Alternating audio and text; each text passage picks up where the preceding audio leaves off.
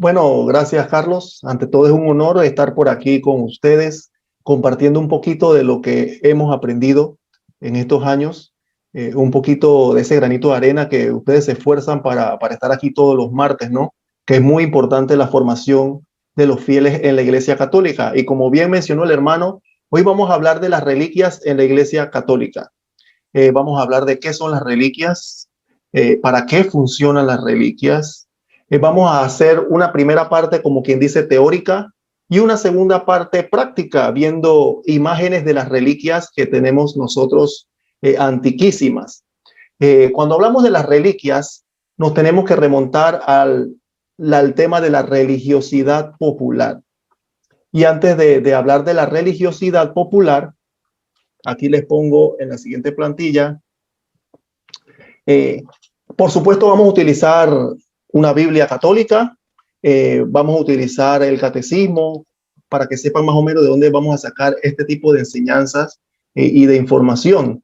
Aparte de la Biblia, el catecismo de la Iglesia Católica, el Décinger, que es el magisterio, que contiene puntos muy importantes de la doctrina católica a lo largo de 2000 años, y por supuesto que el directorio sobre la piedad popular y la liturgia. Todos estos documentos, mis hermanos, los pueden bajar inclusive de internet, bajarlo a su celular en PDF, inclusive hay aplicaciones de catecismo y todo lo demás, ¿no? Sería muy interesante que puedan conseguirlo. Ok, bien, como les mencionaba, hoy vamos a hablar de las reliquias y nos tenemos que adentrar al mundo de la religiosidad popular, porque la religiosidad popular de la iglesia ha perdurado desde los inicios de la era cristiana y ha enfatizado más que nada en las personas humildes de a pie, como se dice en buen panameño, ha enfatizado esa forma de ver nuestra fe de una manera diferente, de una manera sencilla, práctica, tradicional, y no por eso que porque sea tradicional está alejada de la Sagrada Escritura. Y es por eso que voy a comenzar a leer un fragmento del catecismo, comenzando de la religiosidad popular del 1674 al 1675. Para explicarles, primero voy a leer y después voy a explicarles qué quiere decir esto. Dice el numeral 1674 del catecismo sobre la religiosidad popular. Además de la liturgia sacramental y de los sacramentales, o sea, el agua bendita, las medallas, etcétera, la catequesis debe tener en cuenta las formas de piedad de los fieles y de religiosidad popular. El sentido religioso del pueblo cristiano ha encontrado en todo tiempo, interesante esto, en todo tiempo, su expresión en formas variadas de piedad en torno a la vida sacramental de la iglesia, tales como la veneración de las reliquias, las visitas a santuarios, las peregrinaciones, las procesiones, el Via Crucis, las danzas religiosas, el rosario, medallas, etcétera. Sigue diciendo nuestro catecismo. Estas expresiones prolongan la vida litúrgica de la iglesia, pero no la sustituyen. Muy importante, no la sustituyen. Pero conviene que estos ejercicios se organicen teniendo en cuenta los tiempos litúrgicos para que estén de acuerdo con la Sagrada Liturgia, deriven en cierto modo de ella y conduzcan al pueblo a ella, ya que la liturgia, por su naturaleza, que es divina, por supuesto, fue inventada por nuestro Señor Jesucristo, no por un hombre, sin un simple hombre, está muy por encima de ellos. Interesante. Entonces vemos estas expresiones en el Catecismo de la Iglesia Católica que nos habla que la religiosidad popular la podemos ver en reliquias, visitas a santuarios, medallas, rosarios, procesiones, pero estos elementos tienen que adentrarnos a la liturgia. En términos panameños, de nada vale estar yendo a procesiones si tu vida sacramental está excluida de esto. Otra frase, de nada vale estar haciendo rosarios solo en la casa si no vas a alimentarte del cuerpo de Cristo en la iglesia. Porque esto no sustituye la vida sacramental, esto es un complemento, es un acompañamiento de la piedad popular. Por ende, tenemos que decirle a aquellas personas que se centran, porque yo conozco personas que se centran en esto, y es así.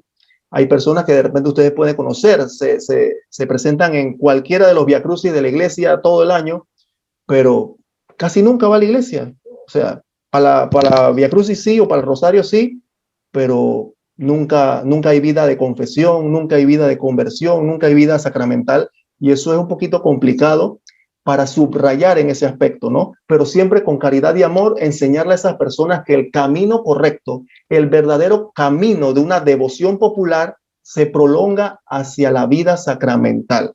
Pues bien, voy a seguir pasando aquí. Entonces seguimos. ¿Qué es una reliquia? Vamos a hablar en términos generales y vamos después a ver lo que nos dice el Concilio Vaticano II sobre las reliquias.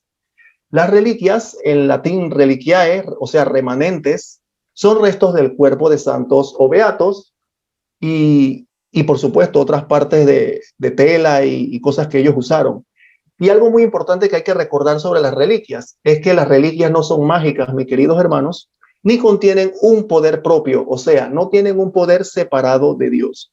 Y es aquí donde el católico tiene que discernir cuál es el uso que la iglesia le da a las reliquias versus los artefactos o objetos de superstición que vemos muy a menudo por las calles. Ese famoso cordoncito rojo que muchas veces nos han puesto los abuelos o no sé quién, de que para el mal de ojo y cosas por el estilo, le estamos dando un poder, ese es un ejemplo, ¿no? Le estamos dando un poder que no tiene a un objeto, porque el único que tiene todo el poder es Dios, y Dios puede actuar a través de los objetos. Sin embargo, no podemos darle en sí al objeto un poder propio. Y recuerdo que por aquí hay veces que ponían canales de televisión que dicen, sí, porque bebe esta agua para tener suerte, o la espada de San Pablo, o cómprate fulana cosa que eso te va a dar suerte y prosperidad. Y nos enfocamos en ese tipo de superstición y de una manera sencilla de charlatanería, que nos confundimos y pensamos que también son reliquias o son parte de la doctrina de la iglesia, cuando eso no tiene nada que ver. Todo eso va para la superstición. Y pues bien, los grados de la reliquia son 3: de primer grado, de segundo grado y de tercer grado. Pero voy a pasar la siguiente filmina para verificar con el Concilio Vaticano II qué nos enseña sobre primero, segundo y tercer grado de una reliquia. Bien, aquí me adentro a uno de los documentos del Vaticano, que es el Directorio sobre la Piedad Popular y la Liturgia. Este documento lo pueden inclusive bajar de internet, bastante sencillo. Esto pertenece a la Congregación para el Culto Divino y la Disciplina de los Sacramentos. Y en el punto 236, que habla sobre la reliquia de los santos, nos recuerda lo siguiente: que el Concilio Vaticano II recuerda que, de acuerdo con la tradición, interesante, la tradición de la iglesia rinde culto a los santos y venera sus imágenes y sus reliquias auténticas, porque por supuesto hay reliquias que no son auténticas, que no deben ser veneradas, ¿no? Aunque pasa, inclusive alrededor del mundo.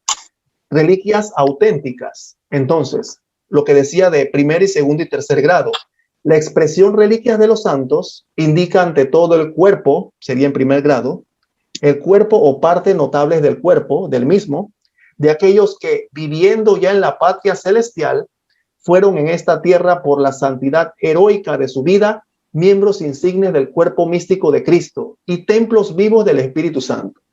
He allí la razón por la cual nosotros tenemos ese respeto y devoción por esos hermanos que dieron la vida por Cristo, que tuvieron una vida intachable, una santidad heroica, como nos enseña el Concilio Vaticano II, y es por esas razones que ellos son ejemplos para nosotros, así como decía San Pablo, imítenme a mí como yo imito a Cristo. Entonces, una de las características del cristianismo es que nos conocemos por el amor. Y qué mejor amor por esos hermanos que nos antecedieron en la fe para mostrarles ese respeto que merecen. O sea, si hay personas que tienen reliquias antiguas de un familiar o inclusive de la patria, alguna pintura antigua que uno le toma mucho afecto, mucho cariño, ¿con qué mejor razón podemos nosotros venerar, respetar? Que recuerden que venerar no es lo mismo que adorar.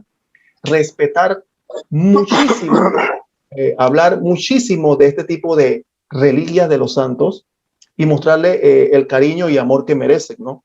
Entonces, en segundo lugar, que es el segundo grado de las reliquias, son los objetos que pertenecieron a los santos, que son los utensilios, los vestidos, manuscritos y objetos que han estado en contacto con sus cuerpos o con sus sepulcros, que son las reliquias de tercer grado, como las estampas de lino, imágenes veneradas, etcétera. Seguimos aquí.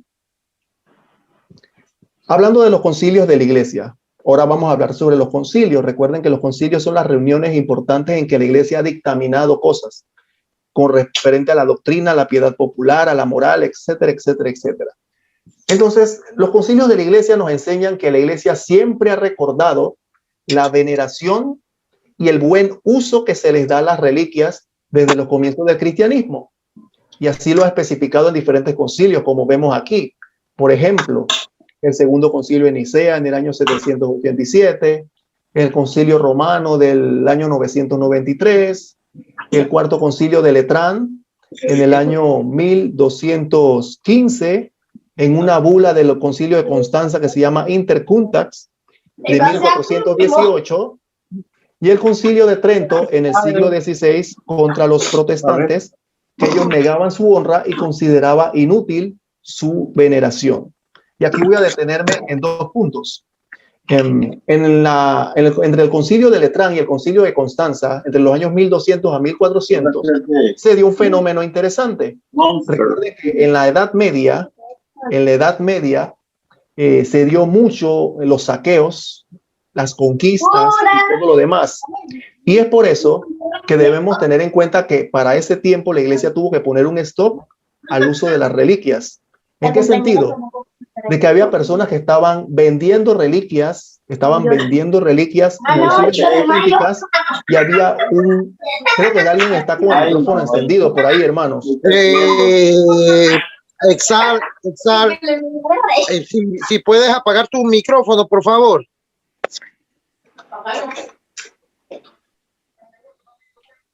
Listo, lo pudieron apagar. Sí, parece que sí ya. Voy a apagar. Como comentaba, entre el concilio de Letrán del año 1200 y el concilio de Constanza del año 1400, se dio un fenómeno en la Edad Media que era venta de reliquias y cualquiera persona pensaba que tenía una reliquia en esos saqueos, en esas conquistas, y comenzaba una venta indiscriminada. Por eso que la iglesia tuvo que en estos años poner un stop a esa situación para que no se diera esos abusos en las ventas de reliquias que estaban ya a un nivel bastante exorbitado en los ámbitos de Europa. Y en el concilio de Trento, por supuesto, en el siglo XVI contra los protestantes, que comenzaron 1500 años después a inventar que no se debe ni honrar a las imágenes y que consideraba inútil su veneración.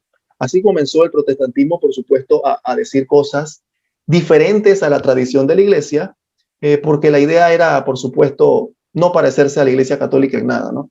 Pues bien, de los concilios pasamos a esto que yo estaba hablando de la venta de reliquias. Y miren que es muy interesante porque hace 800 años la iglesia ya estaba poniendo pautas para que las personas no vendieran ni compraran reliquias de una manera arbitraria ni desenfrenada como si fuera cualquier cosa, sino son objetos sagrados que nosotros le tenemos mucho respeto, sino que inclusive, pasando en esta filmina, en el Código de Derecho Canónico, que no está ley de la iglesia, del año 1983, que es la última edición, dice que está terminantemente prohibido vender reliquias sagradas en el numeral 1190. A los que, nuevamente repito, los que no conocen el derecho canónico es la ley de la iglesia, y en el punto 1190 nos enseña que está terminantemente prohibido vender reliquias sagradas. Así que lo mismo que la iglesia tuvo que promulgar hace 800 años por los abusos, 800 años después seguimos con la misma tónica para que nos demos cuenta que la iglesia es bastante consistente en sus actuaciones de rechazo cuando se hacen las cosas mal. Entonces, pasamos a las reliquias y los primeros cristianos. Podemos preguntar entonces entre estos aspectos, sí, pero si la veneración de reliquias comenzaron en los años 787 con un documento, ¿eso significa que antes existían reliquias? ¿Antes existía este tipo de veneración? Por supuesto que sí, desde los comienzos del cristianismo. Entonces, bien, aquí vemos un acta del martirio de San Policarpo de Esmirna, que fue un obispo de Esmirna. Este documento data por allá por el año 155 después de Cristo. Estamos hablando de hace 1900 años atrás. Una epístola de la iglesia de Esmirna, la de Filomelio, que dice así: así nosotros después recogimos sus huesos, que son mucho más valiosos que piedras preciosas y que oro refinado, y los pusimos en un lugar apropiado donde el Señor nos permita congregarnos. Es interesante este documento porque, aparte de que es un documento que tiene 1900 años de edad, nos habla de que esos documentos, esas reliquias, dice que las vamos a poner en un lugar apropiado donde el Señor nos permita congregarnos. Creo que hay alguien de nuevo con el micrófono encendido. Disculpen, hermanos.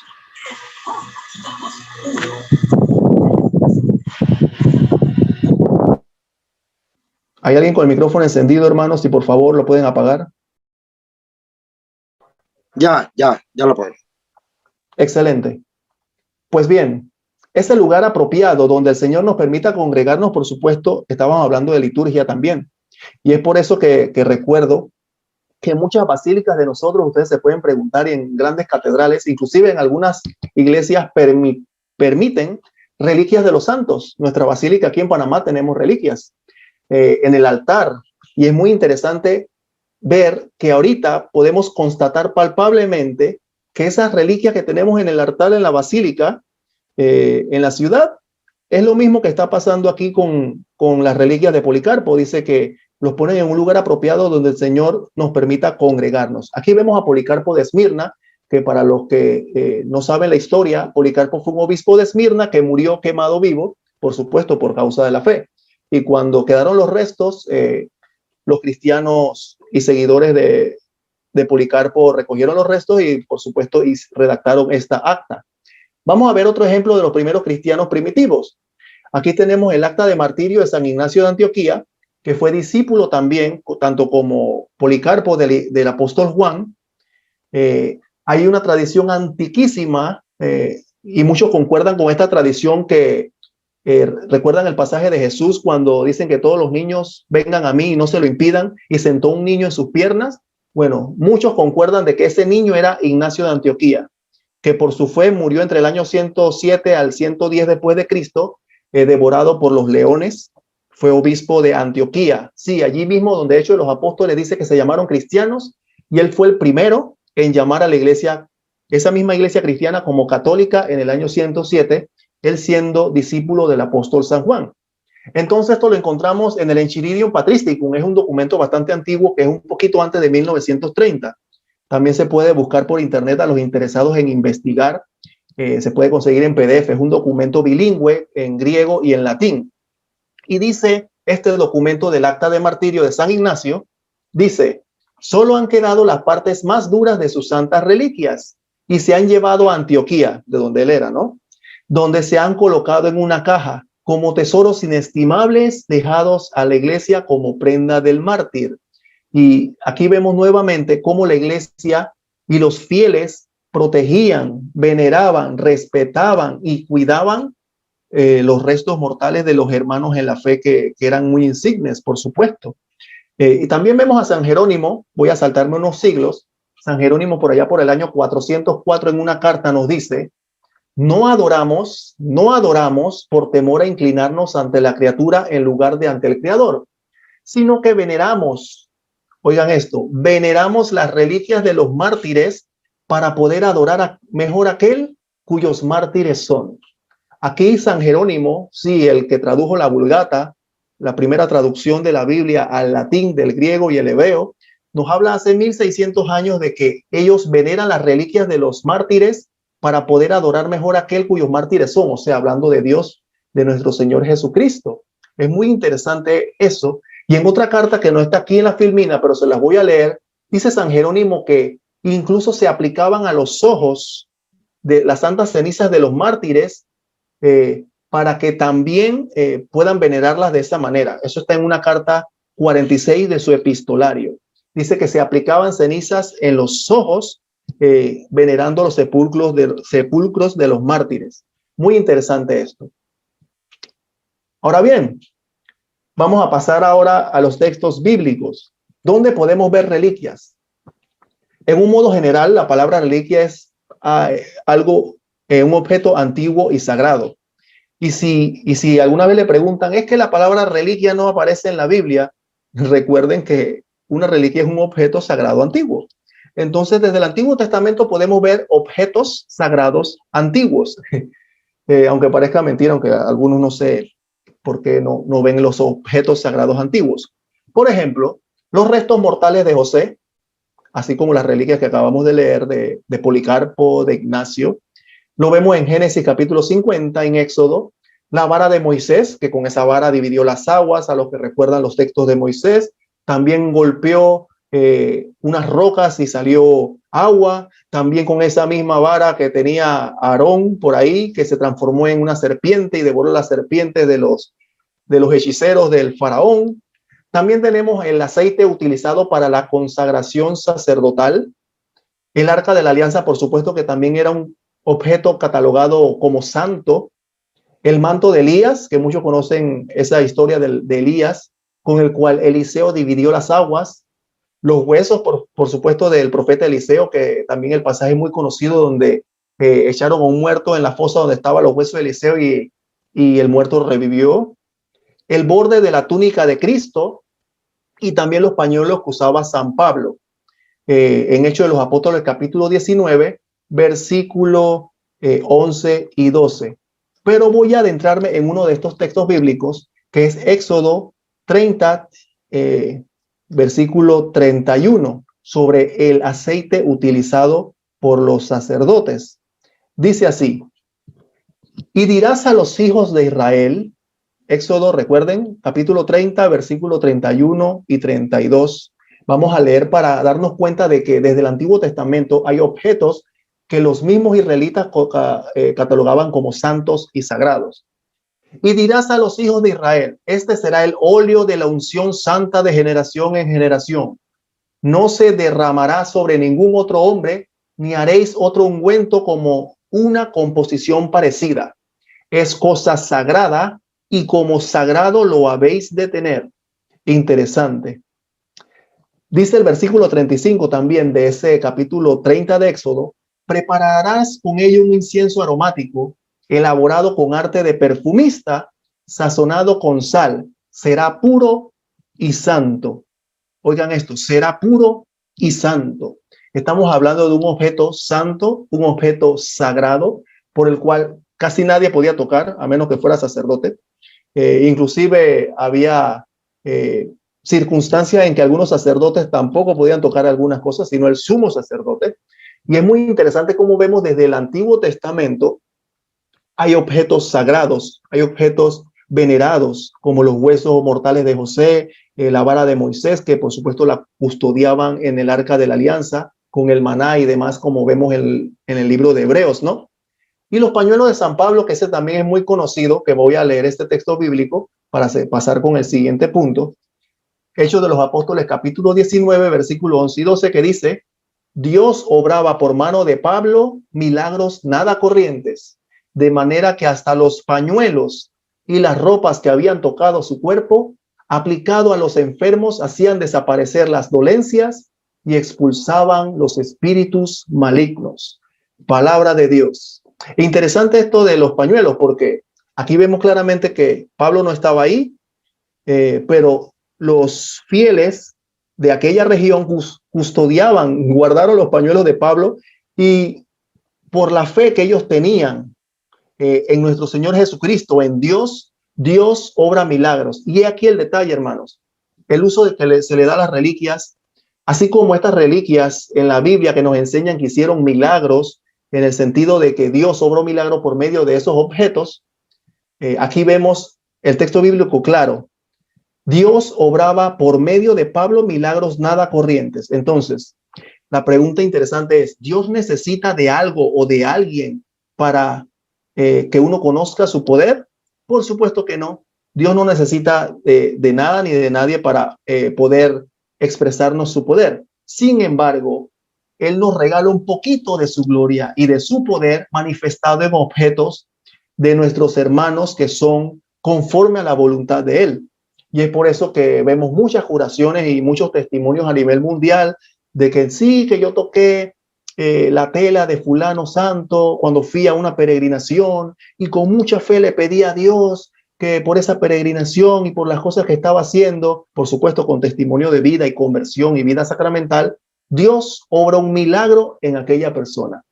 Dios no se detiene, Dios no solamente está encapsulado en un libro, sino que Dios puede manifestar su gloria y darnos gracias a través de objetos visibles, que eso es lo que a veces los hermanos que no son católicos se les dificulta en comprender y se derivan un poquito en ese aspecto como gnóstico, de que todo tiene que ser espiritual, cuando nuestra misma santa palabra de Dios y Dios mismo nos enseña que Él puede otorgar gracias y suceden milagros a través de objetos que podemos palpar, objetos tangibles, y Dios es el que hace ese tipo de milagros. Muy interesante. Pues bien, vamos a pasar ahora a la sábana santa, a los objetos ya en sí. Vamos a pasar a las reliquias que podemos ver a través de estas filminas. Por supuesto, hay muchísimas, hermanos, hay muchísimas, me costó trabajo escoger, pero porque no podemos hablar en tanto tiempo tantas cosas, ¿no? Así que voy a hablarles sobre algunas. Comenzando con la sábana santa de Turín. Aquí ven la sábana santa a mano izquierda. No sé cómo tengan su pantalla, su proyector o su celular o no sé dónde estén viendo este video. Y a mano derecha está un congreso, está una imagen tridimensional de nuestro Señor Jesucristo. Pues bien, esta sábana santa se encuentra en la capilla real de la Catedral de San Juan Bautista en la ciudad de Turín, Italia. Y por supuesto, ¿dónde se encuentra la sábana santa en los textos bíblicos?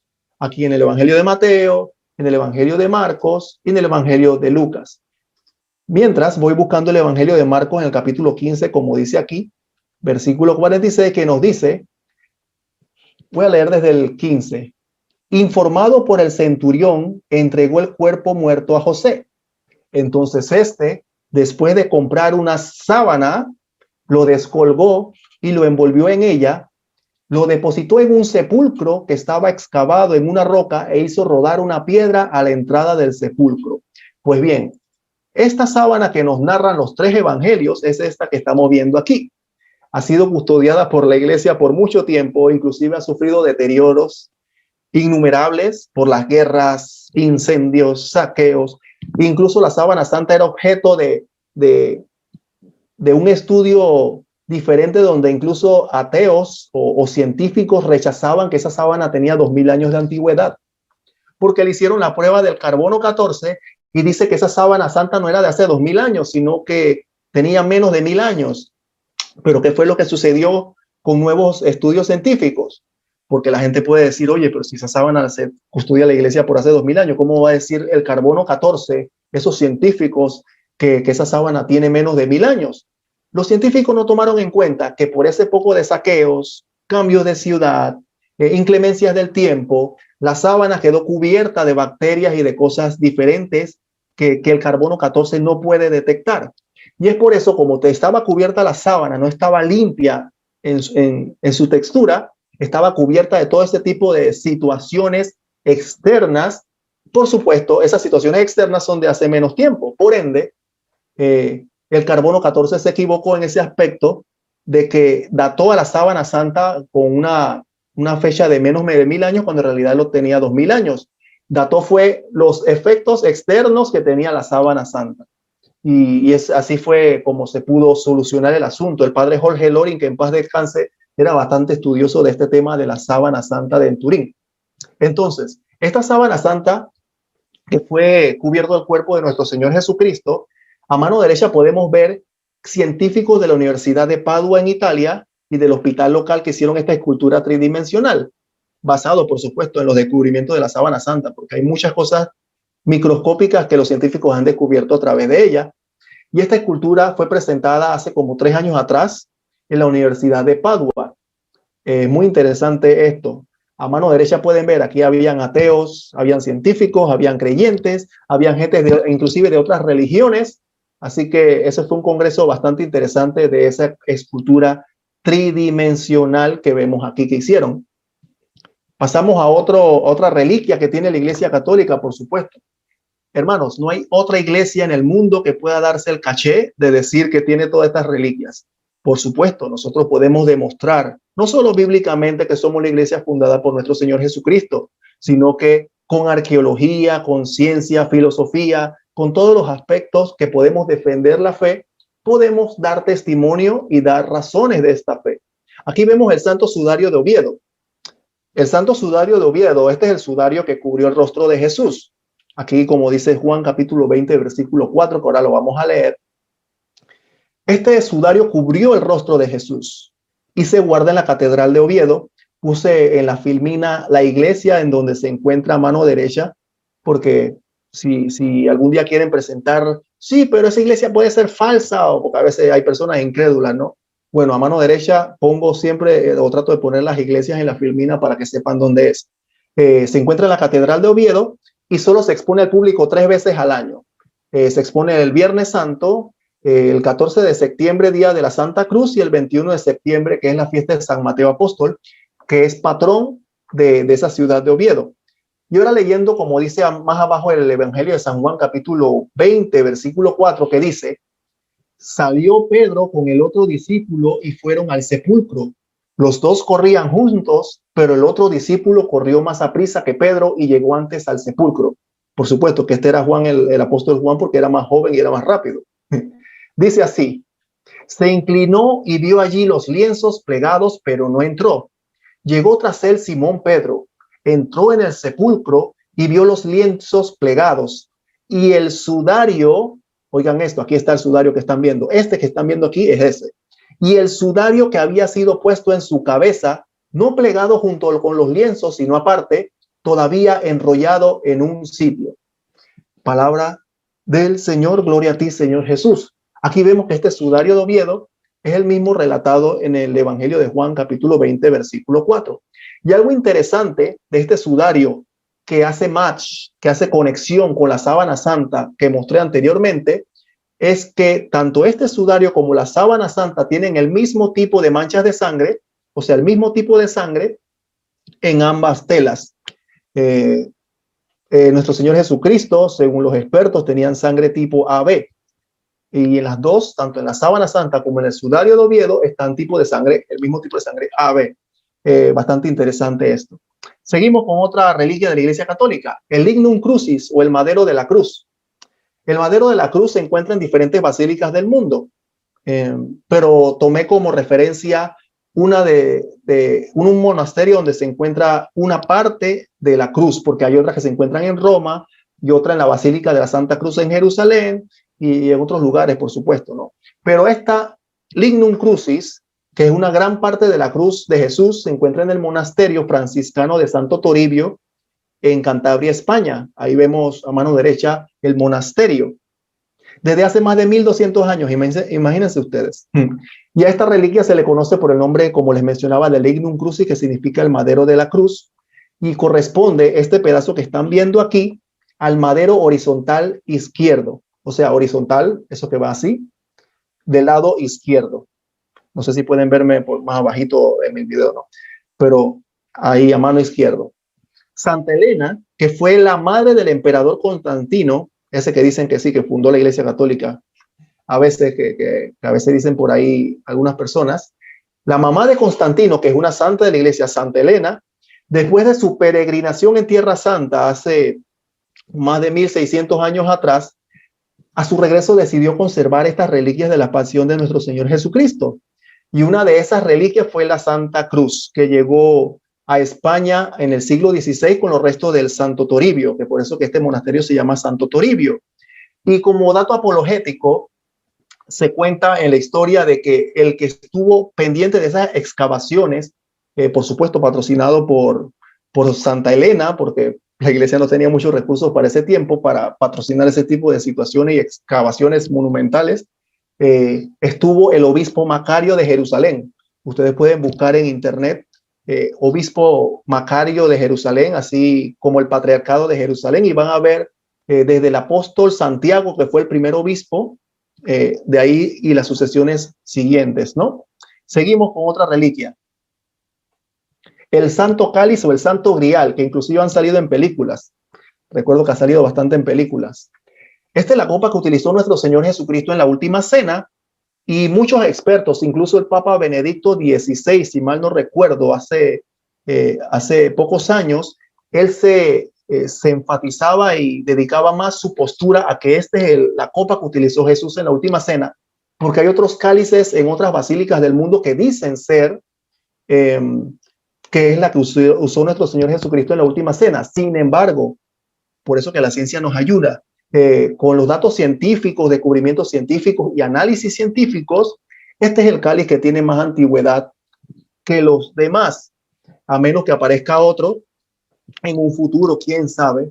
La iglesia no ha dado un veredicto final, pero la copa que se venera en la Catedral de Valencia en España, y es la que inclusive el Papa Benedicto se refiere a ella como la verdadera, ¿ve? Entonces, seguimos con otra. San Pedro, por supuesto, el primer papa. Y aquí vemos al Papa Francisco también a la derecha, ¿no? Su tumba, por supuesto, se encuentra en la basílica que lleva su nombre en Roma. Y el Papa Francisco, ahí como ven en esa cajita, exhibió las reliquias de San Pedro públicamente por primera vez en el año 2013. Ahí vemos la basílica arriba en chiquito.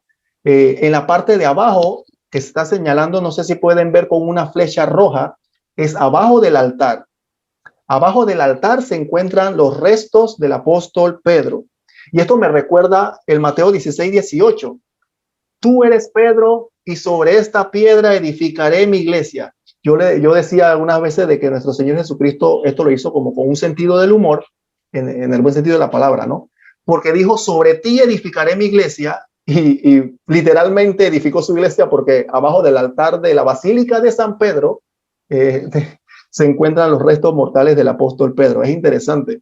A mí me gustó ese análisis que una vez me dijeron, que nuestro Señor Jesucristo es tan literal que ahí fue donde encontraron las reliquias del apóstol Pedro.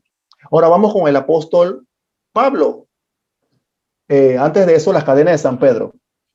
Van a preguntarse, oye, de repente yo no conocía esto de las cadenas de San Pedro.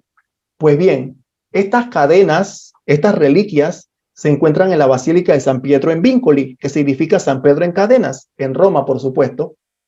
Esta iglesia, que es la basílica, se construyó por encima de otra villa imperial del año 442, o sea, de una villa que tiene 1600 años atrás casi, con el propósito de custodiar las cadenas que llevó San Pedro en 2 ocasiones. Y se pueden preguntar, ¿dónde San Pedro utilizó las cadenas? ¿Dónde? Bueno, cuando fue 2 veces encarcelado en Hechos de los Apóstoles, en el capítulo 5 y en el capítulo 12. Y en la cárcel Mamertina de Roma, donde estuvo 9 meses hasta su ejecución. Entonces voy a leer un poquito del capítulo 12, versículos 5 al 7, para que podamos ver de qué cadena se trata. Dice la palabra de Dios en Hechos de los Apóstoles, capítulo 12, versículos 5 al 7, lo siguiente. Así pues, Pedro estaba encerrado en la cárcel, mientras la iglesia rogaba incesantemente por él a Dios. Cuando Herodes iba ya a hacerlo comparecer, aquella misma noche dormía Pedro entre 2 soldados, sujeto con 2 cadenas. Aquí vemos las cadenas, a mano izquierda lo pueden ver, sujeto con 2 cadenas. Mientras unos centinelas vigilaban la cárcel delante de la puerta, de pronto se presentó un ángel del Señor y un resplandor iluminó la celda. Tocó a Pedro en el costado, lo despertó y dijo, levántate deprisa. Y se cayeron las cadenas de sus manos. Palabra de Dios, te alabamos, Señor. Pues bien, esas cadenas que estamos viendo en Hechos de los Apóstoles son estas que se encuentran aquí. Los emperadores romanos entre los años 300 a 400, antes que cayera el Imperio Romano, cuando estuvieron devolviendo los objetos sagrados a la iglesia, a los obispos, esto fue uno de los regalos que hicieron los emperadores de esos tiempos, devolvieron estas cadenas del apóstol Pedro donde estuvo encarcelado. Pues bien, ahora sí vamos con el apóstol Pablo. Aquí está. Esta es la tumba del apóstol Pablo con sus reliquias que se encuentra en la Basílica de San Pablo extramuros en Roma. Aquí vemos una pequeña excavación que tiene un vídeo bastante interesante, que no se puede estar tocando mucho las personas que han tenido la oportunidad, no sé, de ir a Roma o las personas que han podido viajar por allá. Eso, ahí inclusive hay una cinta roja alrededor para que algún curioso no se le ocurra pisar o romper eso. Ahí están las reliquias del apóstol San Pablo y a mano derecha se encuentra, ahí está la Basílica de San Pablo extramuro en Roma. Y esto es bastante interesante porque recuerden que tanto Pedro como Pablo murieron en Roma a mano de los emperadores. Y todas estas reliquias que estamos viendo y muchísimas más, ¿quién más la tiene? La de Santa Iglesia Católica, la única fundada por nuestro Señor Jesucristo. Pues bien, ya para ir terminando, vamos a hablar de los cuerpos incorruptos de santos. Vamos a poner nada más dos ejemplos, porque los cuerpos incorruptos, ¿qué es un cuerpo incorrupto? Es el poder de Dios manifestado en sus elegidos. Hay cuerpos que inclusive pueden pasar siglos y que no se descomponen. Eso tiene en la ciencia médica un nombre por el cual, por alguna razón sobrenatural y que a veces los científicos no pueden explicar, sí pueden explicar algunas veces cuando hay una momificación, por ejemplo, como recordamos el antiguo Egipto, que las momias se conservan por 1XY razón, ya sea por el gas, el aire, las bacterias, la temperatura, pero por virtud de Dios, estos cuerpos de algunos santos se mantienen incorruptos. ¿Y para qué? Para darnos un toque de su gloria, para manifestarnos que Él siempre está con nosotros, para manifestarnos de que si nosotros seguimos su voluntad e imitamos a esos ejemplos de vida que son sus santos, así como dijo San Pablo, imíteme a mí como yo soy imitador de Cristo, podemos llegar y alcanzar la promesa de Dios que es el cielo. Y eso es como un anticipo a la resurrección de los muertos, porque estos cuerpos que pasan siglos y no se descomponen es un milagro verdadero de Dios. Pues bien, vamos a poner un ejemplo aquí. Santa Bernadette Soubirous, o Santa Bernardita, como bien conocida, que fue la vidente de la Virgen de Lourdes, de la Inmaculada Concepción, más que nada, murió en el año 1879. Miren cuántos años han pasado. Y su cuerpo permanece incorrupto, que es una reliquia, y se encuentra en el santuario de Nevers en Francia. Allá es muy venerado esas reliquias. Y miren cómo se encuentra ese cuerpo. Estamos en el año 2021. Ella murió en 1879. Y ahí la vemos. Interesante, espectacular, maravilloso la obra de Dios.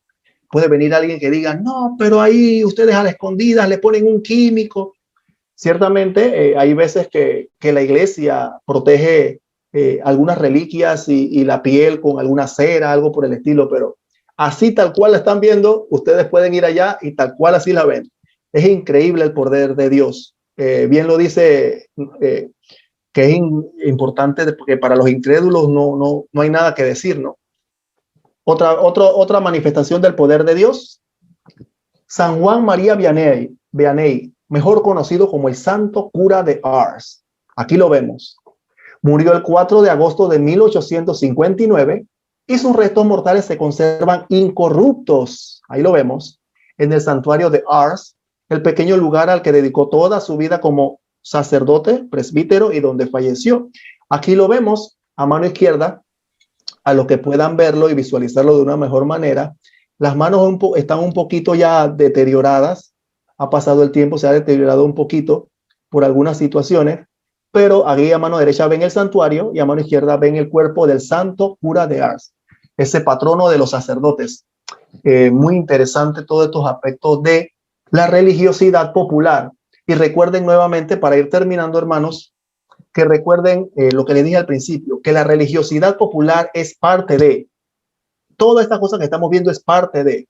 Podemos ir a peregrinar a Ars, podemos ir a peregrinar a Francia, donde está Santa Bernardita, tocar la tumba de ella, podemos hacer procesiones, vía crucis, rosarios, pero lo importante también es la vida sacramental. Si nosotros nos alejamos de la vida sacramental, de los mandamientos de Dios y solo nos dedicamos a este tipo de actividades externas, no estamos haciendo una buena devoción popular o una correcta devoción popular. Por eso mi mensaje final será que tomen todo esto en cuenta. No pude enseñar muchas cosas más por razones del tiempo. Esto es solamente como un bocadillo para que ustedes sigan investigando y Y ánimo, hermanos.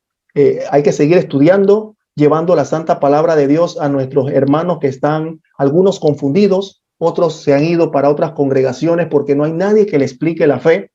Y, y los pocos que están en este caminar que es de perseverancia, necesitan formarse primero para poder explicarle las maravillas de Dios que tiene en su iglesia. Por eso cuando me dicen, sí, yo me fui para otra iglesia porque allá hay milagros. Bueno, ¿qué mejor milagro? ¿Qué mejor milagro de todas estas cosas que estamos viendo? Número uno, arqueología, ciencia, Biblia, estos santos que nos dan ejemplos. Es increíble el poder de Dios, cómo se manifiesta en nuestras narices, por decirlo así. Y aún así muchos no creen, muchos se van para otros lugares. Sí, yo recibí un milagro por allá, yo busco un milagro, me tiro al piso, no sé, cualquier cosa. Y solamente a ver a Santa Bernardita, que la voy a retroceder.